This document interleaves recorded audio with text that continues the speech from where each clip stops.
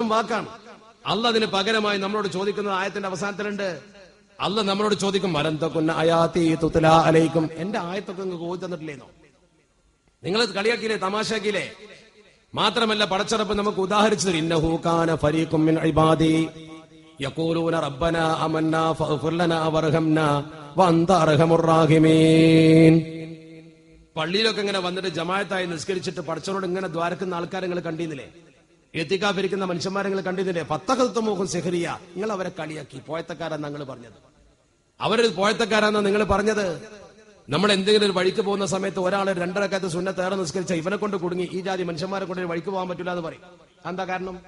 നമ്മുടെ മനസ്സങ്ങനെയാ. നമുക്കപ്പ കാര്യം നടന്നു കിട്ടണം. 2 റക്അത്ത് നിസ്കരിച്ച അവനെ പറ്റൂല. ആ ഒരു അവസ്ഥാ വിശേഷത്തിൽ മനുഷ്യർ അവന്റെ ജീവിതത്തിന്റെ തിരക്ക് അഭിനയിക്കുമ്പോ ഈ ജീവിതമല്ല ജീവിതമെന്ന ചിന്ത ഉണ്ടെങ്കിൽ 2 റക്അത്ത് പരലോകത്തേക്ക് ഉണ്ടാക്കാനല്ലേ നോക്കുക. അവിടെയാണ് നമ്മൾ ചിന്തിക്കേണ്ടത്. അപ്പോഴാണ് പടച്ചറപ്പ് ചോദിക്കുന്നത്, ഇന്നഹു കാന ഫരീഖും മിൻ ഇബാദി യഖൂലൂൻ, എന്റെ അടിമകളിൽപ്പെട്ട ഒരു സംഘം പറയുന്നത് നിങ്ങൾ കേട്ടിട്ടില്ലായിരുന്നോ? എന്താണ് അവർ പറഞ്ഞത്? റബ്ബനാ ആമന്നാ ഫഗ്ഫിർ ലനാ വർഹംനാ വഅൻത ഖൈറുർ റഹീമീൻ. റബ്ബേ, നീ ഖൈറുർ റഹീമീനായ തമ്പുരാനാണ്. പടച്ചവനെ, ഞങ്ങൾ ചെയ്ത തെറ്റ് നീ പുറത്തു കൊണ്ട. പടച്ചവനെ, നീ ഞങ്ങൾക്ക് കരുണ കൊണ്ട എന്ന് പറഞ്ഞുകൊണ്ട് പ്രാർത്ഥിക്കുന്ന മനുഷ്യന്റെ മക്കളെ നിങ്ങൾ കണ്ടപ്പോ ഫത്തഖതുമൂഹും സിഹ്രിയ, നിങ്ങൾ അവരെ കളിയാക്കി. മാത്രമല്ല ഹത്താ അൻസൗകും ദിക്രി വകുന്തും മിൻഹും തദ്ഹകൂൻ, എന്നെ ഓർക്കാൻ പോലും നിങ്ങൾ മറന്നു. എനിക്ക് വേണ്ടിയാണ് അവർ ഇബാദത്ത് എടുക്കുന്നത് പോലും നിങ്ങൾ മറന്നു. വകുന്തും മിൻഹും തദ്ഹകൂൻ, നിങ്ങൾ അവരെ കളിയാക്കി ചിരിക്കുന്ന തിരക്കിലായിരുന്നു. അന്ന് നിങ്ങൾ ഭൂമിയിൽ നിന്ന് നല്ലോണം കളിയാക്കി ചിരിച്ചു. നിസ്കരിക്കുന്നവനെ, നോമ്പരട്ടിക്കുന്നവനെ നിങ്ങൾക്ക് പ്രശ്നമല്ല. ഇന്നി ജസൈതുഹുൽ യൗമ ബിമാ സബറു, അവർ എനിക്ക് വേണ്ടി ക്ഷമിച്ച് അമല് ചെയ്തതിന്റെ പ്രതിഫലം ഞാനിതാ കൊടുക്കുന്നത് കണ്ടോ? അവരാണ് വിജയികൾ, ഞാൻ അവർക്ക് പ്രതിഫലം കൊടുക്കുന്നു. നാളെ പരലോകത്ത് വെച്ച് പടച്ചറപ്പ് ഖുർആനിലൂടെ നമ്മളെ അറിയിക്കുക. ഇപ്പൊ തന്നെ പറഞ്ഞിരിക്കാം. ആ വിശുദ്ധ ഖുർആന്റെ വാക്ക് നമുക്ക് ഇപ്പൊ തന്നെ നമ്മുടെ മുമ്പിലുണ്ട്. അവ പരലോകത്ത് വെച്ച് പടച്ചറപ്പ് എണ്ണിക്കൊടുക്കുന്ന പ്രതിഫലത്തിന്റെ രൂപം വിടുന്നതിനെ പറയാണ്. ഇതൊക്കെ ഖുർആനിൽ എന്തിനാ പറയുന്നത്? ഇതൊക്കെ വിശുദ്ധ ഖുർആനിൽ ശരിക്കും നമ്മളെ മുമ്പിൽ പടച്ചറപ്പ് ഇങ്ങനെ അവതരിപ്പിച്ച് തരുന്ന എന്തിനാ? ആരും പറഞ്ഞു തന്നില്ല നാളെ പടച്ചവനോട് പറയാൻ പറ്റൂല. നമുക്ക് ഈ വിവരമുണ്ടായില്ല എന്ന് പടച്ചറപ്പിനോട് പറയാൻ പറ്റൂല. അള്ളാഹു റബ്ബുൽ ഇസ്സത്ത് ശരിക്കും നമുക്ക് ഇതൊക്കെ വളരെ വ്യക്തമായി ബോധ്യപ്പെടുത്തി തന്നിട്ടുണ്ട്. ആ ബോധ്യപ്പെടുത്തി തന്ന വസ്തുതകൾ ശരിക്കും നമ്മൾ അംഗീകരിച്ചേ പറ്റൂ. അപ്പൊ ഒരിക്കലും നമുക്ക് ദുനിയാവിലെ ജീവിതത്തിന്റെ മറുകണ്ഠം ചാടാൻ യാതൊരു മാർഗമല്ല. ഈ ദുനിയാവിലെ ജീവിതം മറുകണ്ഠം ചാടാൻ പറ്റില്ല. കാരണം എന്താ? അള്ളാഹ് പറഞ്ഞൊരു വഴിയുണ്ട്, അതിലപ്പുറേ പോകാൻ പറ്റൂ. ആ വഴിയിലൂടെ മാത്രം പോയാൽ പരലോകം നമുക്ക് നഷ്ടപ്പെടുന്ന പ്രശ്നമല്ല. അപ്പൊ നമ്മളെ കയ്യിൽ തെറ്റുകുറ്റങ്ങളൊക്കെ സംഭവിച്ചിട്ടുണ്ടാവും, ചിലപ്പോ സംഭവിച്ചിട്ടുണ്ടാവും. അതിന് പറ്റി അതുകൂടി പറഞ്ഞ് ഞാൻ അവസാനിപ്പിക്കാം. നമ്മുടെ കയ്യിൽ തെറ്റും കുറ്റമൊക്കെ സംഭവിച്ച് അള്ളാഹു പുറത്തു തരുമാറാവട്ടെ. ഒരുപാട് ജീവിതത്തിൽ നമ്മുടെ ചിന്തയിൽ തന്നെ മാറ്റം വരണം. ഈ ഒരു പരിശുദ്ധ ദിനത്തിന്റെ പ്രവർത്തനം കൊണ്ട് നമ്മുടെ ചിന്തയിൽ മാറ്റം. റമദാനാ വരുന്നത്. എന്തൊക്കെ തെറ്റ് നമ്മുടെ മനസ്സിൽ വന്നാലും ശരി, പടച്ചറപ്പ് അത് പൊറുക്കും. അല്ലാഹു ഗഫൂറുർ റഹീമാണ്. ശിർക്കല്ലാത്ത സകല പാപവും പടച്ചറപ്പ് പൊറുക്കും. ആ പാപം പടച്ചറപ്പ് പുറത്ത് കിട്ടാൻ നമ്മൾ എന്ത് ചെയ്താൽ മതി? പരിശുദ്ധ റമദാനെ ശരിക്കൊന്ന് ഉപയോഗപ്പെടുത്തിയാൽ മതി. റമദാൻ ശരിക്കൊന്ന് ഉപയോഗപ്പെടുത്തിയ പ്രശ്നം തീർന്നു. റമദാൻ എന്ന് പറഞ്ഞാൽ തന്നെ അള്ളാഹു റബ്ബുൽ ഇസ്സത്ത് നമുക്ക് വെച്ച മഗ്ഫിറത്തിന്റെ മാസല്ലേ. ആ റമദാന്റെ കടന്നുവരവ് കൊണ്ട് തന്നെ ഒരാൾ സന്തോഷിച്ചാലോ? ആ കടന്നുവരവ് കൊണ്ട് തന്നെ സന്തോഷിച്ചാൽ വളരെ സന്തോഷത്തോടു കൂടി പടച്ചറബ് നമുക്ക് നാളെ പരലോകത്ത് ഉന്നതമായ പ്രതിഫലം തരുമെന്ന് അഷ്റഫുൽ ഖൽഖ് മുഹമ്മദ് മുസ്തഫ സ്വല്ലല്ലാഹു അലൈഹി വസല്ലം. കാരണം നമ്മൾ അഭിമുഖീകരിക്കാൻ പോകുന്ന പ്രതിസന്ധിയിൽ നമുക്കതൊരു കാവല. അൽ ജുന്നത്തു, അതൊരു ജുന്നത്ത, പരിച പോലെ. ഏതുപോലെ?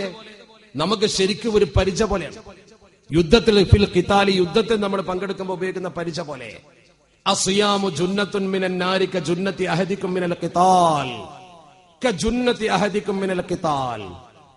നിങ്ങൾ ശരിക്കും യുദ്ധത്തിൽ പരിച ഉപയോഗിക്കുന്നത് പോലെയാണ്. നിങ്ങൾക്ക് സോമു എന്ന് പറയുന്ന ഒന്ന് ദോഷത്തിൽ നിന്ന് രക്ഷപ്പെടാനുള്ള ഒരു ആയുധമാണ് എന്ന് അഷ്റഫുൽ ഖൽഖ് മുഹമ്മദ് മുസ്തഫ സ്വല്ലല്ലാഹു അലൈഹി വസല്ലം. അപ്പൊ നല്ലൊരു ആയുധം നമ്മുടെ കയ്യിൽ വരാൻ പോവാ. അടുത്ത ഈ ദിവസം നമ്മൾ റമദാനിലാണ്. ഭാഗ്യമുണ്ടെങ്കിൽ പടച്ചറപ്പ് നമ്മളെ അങ്ങോട്ട് എത്തിക്കുമാറാവട്ടെ. അടുത്ത ദിവസം നമ്മൾ അങ്ങനെയാ.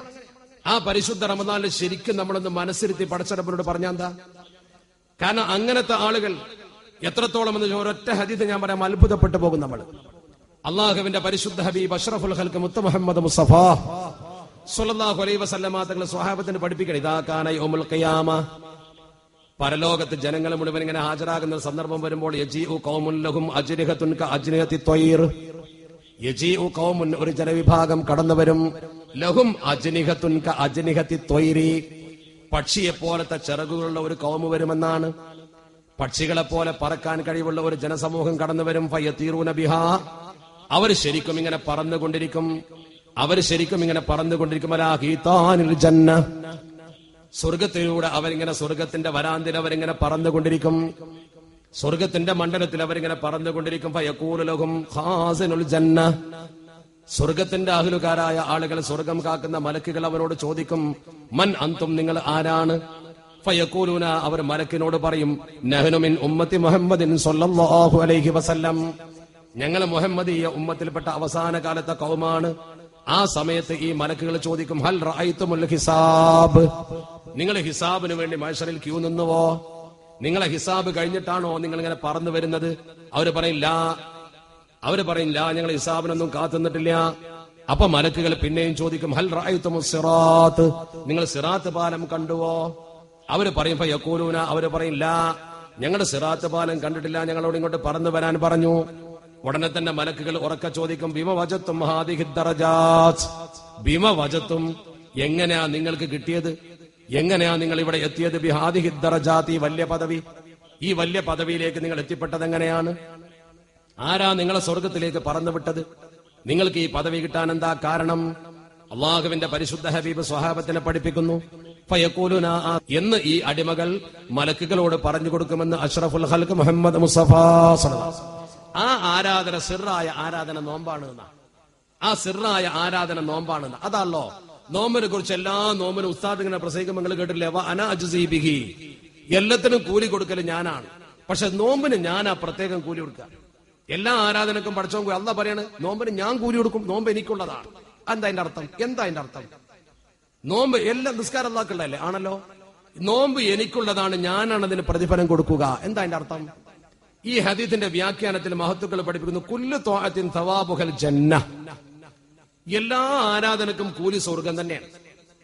എല്ലാ ആരാധനകൾക്കും പ്രതിഫലം സ്വർഗമാണ്. വസ്സൗമു ജസാഉഹു ലിഖാഇ, അതാണ് വസ്സൗമു, നോമ്പിന്റെ കൂലി സ്വർഗമല്ല. നോമ്പിന്റെ കൂലി സ്വർഗമല്ല, ലിഖാഇ, എന്നെ കാണലാണ്. അള്ളാഹുവിനെക്കാൾ അള്ളാഹിനെ കാണലാണല്ലോ ഏറ്റവും വലിയ പുണ്യം. നോമ്പ് അത് സ്വർഗത്ത് കടന്നോനെ കിട്ടുള്ളൂ. നോമ്പിന്റെ കൂലി എന്നെ കാണലാകുന്നു. അൻദുറു ഇലൈഹി, ഞാൻ ആ അടിമയെ നോക്കും. വയൻദുറു ഇലയ്യ, ആ അടിമ എന്നെയും നോക്കും. വയുകല്ലിമുനി, എന്നോട് അടിമ സംസാരിക്കും. വയുകല്ലിമുഹു, ഞാൻ ആ അടിമയോട് അങ്ങോട്ടും സംസാരിക്കും. ബിലാ റസൂലിൻ വലാ തർജുമാൻ, ഒരു ദൂതനോ പരിഭാഷകനോ ഇല്ലാതെ നമ്മളെ തമ്പുരാൻ നമ്മളോട് സംസാരിക്കും. അങ്ങനത്തെ ഒരു ഇബാദത്ത് ഭൂമിയിൽ നോമ്പ് മാത്രമേ ഉള്ളുവെന്ന് അഷ്റഫുൽ ഖൽഖ് മുത്ത് മുഹമ്മദ് മുസ്തഫ സ്വല്ലല്ലാഹു അലൈഹി വസല്ലം. അങ്ങനത്തെ ഒന്ന് നോമ്പ് മാത്രമേ ഉള്ളൂ. അപ്പൊ നോമ്പ് നോറ്റോന്ന് പഠിച്ചോ മാത്രമേ അറിയുള്ളൂ. പക്ഷെ ആ നോമ്പ് നോമ്പാകണം. അത് കൂടി പറഞ്ഞ് ഞാൻ അവസാനിപ്പിക്കാം. നോമ്പാകണം. എങ്ങനെ നോമ്പ് നോമ്പാവുക? അത് മാത്രം പറഞ്ഞ് ഞാൻ ഇന്നത്തെ പ്രസംഗം അവസാനിപ്പിക്കാൻ എപ്പോഴേക്കും ദ്വാക്ക് കഴിയുമ്പോഴേക്കും സമയമാവും. കാരണം വല്ലാതെ ദീപിച്ചുകൂടല്ലോ, ഒരുപാട് സമയം തുടങ്ങാനായിട്ട്. പക്ഷെ അതൊക്കെ കാര്യത്തിനേ ഇല്ല. ഇവിടെ ആ മഹല്ലത്തിന്റെ കാര്യങ്ങളൊക്കെ പറഞ്ഞ് എനിക്ക് വല്ലാതെ ഇഷ്ടപ്പെട്ടു. നല്ല നമ്മളൊക്കെ എപ്പോഴും മഹല്ല് കൺവെൻഷനിൽ പ്രസംഗിക്കുന്ന കാര്യങ്ങൾ നിങ്ങൾ പ്രാവർത്തികമാക്കിയിരിക്കുന്നു. നടപ്പാക്കാൻ പടച്ചറബ് നിങ്ങൾക്ക് തൗഫീക്ക് നൽകുമാറാവട്ടെ. വളരെ പ്രധാനമാണ്. അതൊക്കെ ശരിക്കും നടപ്പാക്കിയാൽ അതിലപ്പുറം വേറൊരു കാര്യം നല്ലതില്ല. അതൊക്കെ തന്നെ നല്ല പ്രവർത്തനങ്ങൾ. അതൊക്കെ നമുക്ക് ഭൂമിയിൽ ബാക്കിയുണ്ടാവും, വേറൊന്നും ബാക്കിയുണ്ടാവില്ല. അത് മാത്രമേ ഇപ്പൊ അവശേഷിക്കുന്ന ഒരു കാര്യമായി നമുക്ക് പറയാം. ഇതൊക്കെ മനുഷ്യൻ കബറിൽ കിടക്കുന്ന സമയത്ത് അറിയും. ഈ നന്മകളൊക്കെ കബറിൽ കിടക്കുമ്പോൾ അറിയും. നിങ്ങൾ എന്താ വിചാരിക്കുന്നത്? ഇതൊന്നും അറിയില്ലെന്നാ? നമ്മുടെ ഈ പ്രവർത്തനങ്ങളൊന്നും നമ്മൾ അറിയില്ലെന്നാ? മരിച്ചു പോയാൽ എല്ലാം കഴിഞ്ഞു നമ്മുടെ ധാരണ. അങ്ങനെ ധാരണ മനസ്സിൽ വെക്കരുത് കേട്ടോ. മരിച്ചു പോയാൽ മുഴുവൻ കഴിഞ്ഞു എന്നുള്ളത് ശരിയല്ല. അള്ളാഹുവിന്റെ പരിശുദ്ധ ഹബീബ് അഷ്റഫുൽ ഖൽഖ് മുത്ത് മുഹമ്മദ് മുസ്തഫ സ്വല്ലല്ലാഹു അലൈഹി വസല്ലമ തങ്ങൾ മരിച്ചിട്ട് 557 കൊല്ലം കഴിഞ്ഞിട്ട്, 500 കൊല്ലത്തിന്റെ അപ്പുറം താരീഖിലുണ്ടല്ലോ. ഒരു ഉദാഹരണം ഞാൻ പറയുന്നത്, 500 കൊല്ലം എന്നൊക്കെ പറഞ്ഞാൽ റസൂൽ മരിച്ചിട്ട് എത്ര കാലം? 500 കൊല്ലാകുമ്പോഴത്തേന് മനുഷ്യണ്ടാവുക, പിന്നെ ദ്രവിച്ചു പോകൂലേ? പക്ഷെ അള്ളാഹുവിന്റെ പരിശുദ്ധ ഹബീബ് റൗദയിൽ കിടക്കുമ്പോ മരിച്ചിട്ട് ഹിജ്റ 500 കഴിഞ്ഞിട്ടാ പറയുന്നത്. അപ്പൊ എന്ന് പറഞ്ഞാൽ ഹിജ്റയുടെ ആ കാലഘട്ടവും മറ്റും ഒക്കെ കൂട്ടിക്കഴിഞ്ഞാൽ ഏകദേശം 500ഓളം കൊല്ലം, അത്രയും കൊല്ലം അള്ളാഹുവിന്റെ പരിശുദ്ധ ഹബീബിന്റെ മരണം കഴിഞ്ഞിട്ടായി. ആ സമയത്താണ് നൂറുദ്ദീൻ എന്ന് പറയുന്ന ബഹുമാനപ്പെട്ട ഷാം ഭരിക്കുന്ന രാജാവിന് ഒരു സ്വപ്നം കാണിച്ചു കൊടുക്കുന്നത്. മക്കത്ത് ചെന്ന് താരീഖ് മക്ക എന്നുള്ള കിതാബ് വാങ്ങിയാൽ എനിക്ക് ചരിത്രം കാണാൻ പറ്റും. മക്കാര് പോലും എഴുതിച്ച നൂറുദ്ദീൻ രാജാവിന് സ്വപ്നം കാണാണ്. 3 ദിവസം തുടർച്ചയായിട്ട് സ്വപ്നം. 3 ദിവസം തുടർച്ചയായിട്ട് സ്വപ്നം. എന്താ സ്വപ്നം? 3 ദിവസം തുടർച്ചയായിട്ട് കാണുന്ന സ്വപ്നം 2 പേരെങ്ങനെ ചൂണ്ടിക്കാണിച്ചു കൊടുത്തിട്ട് അള്ളാഹുവിന്റെ പരിശുദ്ധ ഹബീബ് അഷ്റഫുൽ ഖൽഖ് മുഹമ്മദ് മുസ്തഫ സ്വലാത്ത് ശരിക്കും ചൊല്ലി കേട്ടോ. അള്ളാഹുവിന്റെ റസൂൽ പറയണം, ശരിക്കും ഇങ്ങനെ ചൂണ്ടിക്കാണിച്ച് ഇവരുടെ ഷെറ് തടുക്കണം എന്നാ പറയുന്നത് നൂറുദ്ദീൻ രാജാവിനോട്. ഇയാൾ നല്ല സ്വലാത്തൊക്കെ വർദ്ധിപ്പിക്കുന്ന നല്ല മഹാനായ ഒരു മനുഷ്യനാണ്, ധർമ്മിട്ടനായ, റസൂലുള്ളാഹിക്ക് ഇഷ്ടപ്പെട്ട ജീവിതം നയിക്കുന്ന നല്ല മനുഷ്യനാണ്, രാജാവാണെങ്കിലും. ഈ നൂറുദ്ദീൻ രാജാവിന് ഇങ്ങനെ ഒരു സ്വപ്നം കണ്ടു. 3 വട്ടം തുടർച്ചയായിട്ട് റസൂൽദാനെ സ്വപ്നം കണ്ടപ്പോൾ റസൂൽദാനെ പിന്നെ തെറ്റായ മാർഗത്ത് കാണൂലല്ലോ. ആ രംഗം കണ്ടപ്പോൾ ബഹുമാനപ്പെട്ട ഈ രാജാവ് ഉടനെ തന്നെ മന്ത്രിയെ വിളിച്ച് വിവരം പറഞ്ഞു, ഇങ്ങനെ സംഭവം ഉണ്ട്. മന്ത്രി പറഞ്ഞു, ആദ്യത്തെ സ്വപ്നത്തിൽ തന്നെ ഗൗരവത്തിൽ എടുക്കേണ്ടതാണ്. പക്ഷെ ഇയാൾ ചിന്തിച്ച് രണ്ടാളെങ്ങനെ കാണിച്ചു കൊടുത്ത് അള്ളാന്റെ റസൂൽ തന്നോട് ഇങ്ങനെയൊക്കെ പറയുമ്പോൾ അത്രമാത്രം എനിക്ക് എന്നോട് പ്രവാചകർ സ്നേഹിച്ചു ഒന്നൊക്കെ ഇയാൾക്ക് സംശയമുള്ളതുകൊണ്ട് 3 വട്ടം കണ്ടു. ഇയാൾ 3 വട്ടം കണ്ടപ്പോൾ മന്ത്രിയോട് പറഞ്ഞപ്പോ താരിഖിൽ ഈ സംഭവം വളരെ വ്യക്തമായിട്ടുണ്ട്. മന്ത്രിയോട് പറഞ്ഞപ്പോൾ മന്ത്രി പറഞ്ഞു, ഉടനെ മദീനത്തേക്ക് പുറപ്പെടണം, എന്തോ മദീനത്ത് സംഭവിക്കുന്നതിന്റെ സൂചനയാണെന്ന് പറഞ്ഞു. ബുദ്ധിമാനായ മന്ത്രിയും രാജാവും പുറപ്പെട്ടു. പരിവാരങ്ങളുമായി എല്ലാ സൈനിക സന്നാഹങ്ങളും സമേതം മദീനത്തെത്തി റൗദ സിയാറത്ത് ചെയ്തു. മന്ത്രി രാജാവിനോട് ചോദിച്ചു. മന്ത്രി വലിയ ബുദ്ധിമാനായിരുന്നു. കിട്ടുകഥയൊന്നല്ല, താരിഖിൽ വ്യക്തമായി, താരിഖ് മക്ക പോലുള്ള കിതാബിലൊക്കെ വളരെ മനോഹരമായി രേഖപ്പെടുത്തപ്പെട്ട ചരിത്രം തന്നെയാണ്. മന്ത്രി രാജാവിനോട് ചോദിച്ചു, രാജാവേ, നിങ്ങൾ ആ 2 പേരെ ശരിക്ക് കണ്ടാൽ അറിയുമോന്ന് ചോദിച്ചു. സ്വപ്നത്തിൽ നിങ്ങൾക്ക് അള്ളാഹുവിന്റെ പരിശുദ്ധ ഹബീബ് ചൂണ്ടിക്കാണിച്ചെന്ന 2 ആളെ കണ്ടാൽ അറിയുമെന്ന്. ഓ, ഞാൻ ശരിക്കും അറിയുന്നു. അവരെ ഞാൻ 3 തവണ കണ്ടതാ, ശരിക്കും എനിക്ക് അറിയാൻ പറ്റുന്നു. 3 പേരെ കണ്ടത് ശരിക്കും എനിക്ക് അറിയാൻ പറ്റുമെന്ന് പരിശുദ്ധ ഹബീബ് ഈ രാജാവ് പറഞ്ഞപ്പോ മന്ത്രി പറഞ്ഞു, എന്നാൽ ഞാൻ ഒരു സംഗതി ചെയ്യുന്നതിന് അനുമതി തരണം എന്ന് പറഞ്ഞു. രാജാവ് ബുദ്ധിമാനായ തന്റെ മന്ത്രിക്ക് അനുമതി കൊടുത്തു. ബുദ്ധിമാനായ മന്ത്രി ചെയ്ത പ്രവർത്തനം, ആ മദീനത്ത് വെച്ച്, പരിശുദ്ധ മദീനയിൽ വെച്ച് ഒരു വിളംബരം നടത്തി. നൂറുദ്ദീൻ രാജാവ് മദീനത്തെ സകല കുടുംബങ്ങൾക്കും സൗജന്യമായി ഭക്ഷണവും സാമഗ്രികളും വിതരണം ചെയ്യുന്നുണ്ട്, എല്ലാവരും വരണം എന്ന് പറഞ്ഞു. അപ്പൊ കുടുംബത്തിലെ മുഴുവൻ ആളുകളും ക്ഷണിച്ചു, സകല മനുഷ്യന്മാരെയും ക്ഷണിച്ചു. മദീനത്തെ സകല മനുഷ്യന്മാരും രാജാവിന്റെ കയ്യിൽ നിന്ന് ഔദാര്യം സ്വീകരിക്കാൻ വരണം എന്ന് പറഞ്ഞു. എല്ലാവരും വന്നു. സകല പുരുഷന്മാരും വരുമ്പോൾ സ്വാഭാവികമായും ഈ കണ്ട ആൾക്കാർ മദീനത്തുണ്ടെങ്കിൽ കാണാം. ഇതാണ് മന്ത്രിയുടെ താല്പര്യം. മന്ത്രി രാജാവിനോട് പറഞ്ഞു, ഇത് വിതരണം ചെയ്യുന്ന സമയത്ത് നിങ്ങൾ ഓരോരുത്തരും ശരിക്കും നോക്കണം. നിങ്ങൾ സ്വപ്നത്തിൽ ദർശിച്ച ആ 2 ആളുകൾ ഉണ്ടോ എന്ന് ശരിക്കും നിങ്ങൾ കാണണം. ഉണ്ടെങ്കിൽ എന്നോട് വിവരം പറയണം. രാജാവ് അവിടെ ഇരുന്നു. മന്ത്രി സാധനങ്ങൾ വിതരണം ചെയ്യാൻ സഹായിച്ചു. വിതരണം മുഴുവൻ കഴിഞ്ഞു. മദീനത്തെ മുഴുവൻ ആൾക്കാരും വന്നു. രാജാവിനോട് മന്ത്രി ചോദിച്ചു, നിങ്ങൾ സ്വപ്നത്തിൽ കണ്ട ആള് വന്നോ? ഇല്ല. മന്ത്രി നിരാശനായില്ല. രാജാവിന് നിരാശ തോന്നിയെങ്കിലും മന്ത്രി പറഞ്ഞു, നിരാശനാവണ്ട. മന്ത്രി മദീനത്ത് മുഴുക്കെ പ്രധാനികളെ വിളിച്ച് ചോദിച്ചു, രാജാവിന്റെ ഔദാര്യം സ്വീകരിക്കാൻ വരാത്ത ഒരാളുള്ളത്? മദീനക്കാര് പറഞ്ഞു, മദീനക്കാര് മുഴുവൻ വന്നിട്ടുണ്ട്, ആരും വരാത്തില്ല. ഇവിടെ അതിഥികളായി വന്നവരൊക്കെ എത്തിയിട്ടുണ്ട്. ഇനി ആരെങ്കിലും വരാൻ ബാക്കിയുണ്ടോന്ന് പിന്നെ അന്വേഷിച്ചപ്പോ ജന്നത്തുൽ ബഖീന്റെ ഭാഗത്ത് വീട്ടിൽ താമസിക്കുന്ന 2 ആൾക്കാരുണ്ട്. അവരാരുടെയും ഔദാര്യം സ്വീകരിക്കാറില്ല. അവർ ധർമ്മം കൊടുക്കുന്ന നല്ല മനുഷ്യന്മാരാണ്. അവർ നിസ്കരിക്കാറുണ്ട്. അവർ കൊല്ലായി ഇവിടെ വന്നിട്ട് അവർ നിസ്കരിക്കാറുണ്ട്, നോമ്പ് നോൽക്കാറുണ്ട്, പാവങ്ങളെ സഹായിക്കാറുണ്ട്. നല്ല പെരുമാറ്റമാണ്, നല്ല മനുഷ്യന്മാരെ. ഗുഡ് സർട്ടിഫിക്കറ്റ് എല്ലാവരും അവർ കൊടുക്കണം. രാജാവ് പറഞ്ഞു, എന്നാലും അവരെന്ന് കാണണം. അവരെ വിളിച്ചുകൊണ്ടുവന്നു. അവരെ വിളിച്ചു കൊണ്ടുവന്ന് കണ്ട ഉടനെ രാജാവ് മന്ത്രിയോട് പറഞ്ഞു, ഇവരാണ് ആൾക്കാർ എന്ന് പറഞ്ഞു. 2 ആൾക്കാർ മൊറോക്കോക്കാരാ. ഉടനെ തന്നെ മന്ത്രി വിളിച്ചവരോട് ചോദിച്ചു, നിങ്ങൾ എന്തിനാ അവിടെ വന്നതെന്ന് ചോദിച്ചു. ഞങ്ങൾ ഹജ്ജിന് വന്നതാണ്. 1 കൊല്ലം റസൂലുള്ളാഹിന്റെ ഹദറത്തിൽ സിയാറത്ത് ചെയ്ത് ഇവിടെ ജീവിക്കാൻ, മദീനത്ത് ജീവിക്കാൻ ഞങ്ങൾ നിയ്യത്ത് ചെയ്തതാണ്, നേർച്ചയാക്കി വന്നതാണ്. ഞങ്ങളിവിടെ 1 കൊല്ലമായി താമസിക്കും. എവിടെയാ താമസിക്കുന്നത് വെച്ച് വീട് കാണിച്ചു കൊടുത്തു. അവരെ കൂടെ വീട്ടിലേക്ക് പോയി. എല്ലാവർക്കും അവരെ കുറിച്ച് നല്ല അഭിപ്രായം. ആ വീട് മുഴുവൻ അരിച്ചു പെറുക്കി മന്ത്രി. ആ വീട് പരിശോധിച്ച് നോക്കുമ്പോൾ ഒന്നും കിട്ടിയില്ല. അവസാനം അതിന്റെ ഒരു റൂമിൽ അവര് ഒരു പായ നീക്കി നോക്കുമ്പോൾ ചെറിയൊരു ദ്വാരം കണ്ടു.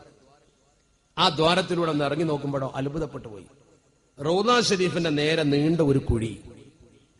ജന്നത്തുൽ ബഖീൽ നിരന്തരമായി കബറുകൾ കുടിക്കുന്നത് കൊണ്ട് അവിടെ മണ്ണ് കൊണ്ടുപോയിട്ടാൽ അറിയില്ലല്ലോ. ഇവർ ദിവസേന രാത്രി കുഴിക്കും, മണ്ണ് കൊണ്ടുവന്ന് ജന്നത്തുൽ ബഖീൽ തട്ടും. നേരം വെളുക്കുമ്പോൾ ഒരു ഇബാദത്തിൽ ഇറങ്ങും, കടന്നിറങ്ങും. കുറച്ച് എന്നും രാത്രി കുഴിക്കാൻ 1 കൊല്ലമായി തുടങ്ങിയിട്ട്. റൗദന്റെ നേരെ ഭൂമിയിലൂടെ കുഴിച്ച് തുരങ്കമുണ്ടാക്കി റൗദ ഷരീഫിന്റെ മുമ്പിൽ 1-2 ദിവസം കൊണ്ട് കുഴിച്ചാൽ റൗദന്റെ ഉള്ളിൽ കയറും. അള്ളാന്റെ റസൂലിന്റെ റൗദ ഷരീഫ് റസൂലിനെ കിടക്കുന്ന സ്ഥലത്ത് എത്തും. ഇവരെ മൊറോക്കോക്കാർ ഇവരെ പിടികൂടി ചോദിച്ചു, എന്തിനാ നിങ്ങൾ ഈ തുരങ്കം ഉണ്ടാക്കിയത്? അവർ തുറന്നു പറഞ്ഞു, ഞങ്ങളുടെ നാട്ടിലെ രാജാവ് മുസ്ലിങ്ങളുടെ പ്രവാചകന്റെ ശരീരം എടുത്തു കൊണ്ടുപോകാൻ ഞങ്ങളെ ചുമതലപ്പെടുത്തിയതാണ്, അതിനുവേണ്ടി വന്നതാണ്. അവരെ പിടിച്ചു, ശിക്ഷിച്ചു, വധശിക്ഷക്ക് കൊടുത്തു. അതിന്റെ ശേഷം അന്നത്തെ ഗവൺമെന്റിന്റെ സമ്മതത്തോടുകൂടി ഈയം ഒരുക്കിയിട്ട്, അതുപോലെ ഉരുക്കി ചേർത്തിട്ട് ശരിക്ക് ആ റൗദ ഷരീഫിന്റെ ചുറ്റും ഒരു ബണ്ട് കെട്ടി ഒരിക്കലും തുറക്കാൻ കഴിയാത്ത രീതിയിൽ ആക്കി തീർത്തു എന്ന് ഇന്നത്തെ സൗദി ഗവൺമെന്റ് പോലും രേഖപ്പെടുത്തി വെച്ചാണ്. ഞാൻ പറഞ്ഞു വന്നത്, മരിച്ചിട്ട് വർഷങ്ങൾ കഴിഞ്ഞിട്ട് ഇങ്ങനൊരു സംഭവം അവിടെ നടക്കുന്നുണ്ടെന്ന് അല്ലാഹുവിന്റെ റസൂൽ എങ്ങനെയാണ് അറിഞ്ഞത്? എങ്ങനെയാണ് പരിശുദ്ധ പ്രവാചകർ രാജാവിനെ സ്വപ്നം കാണിച്ചു കൊടുത്തത്?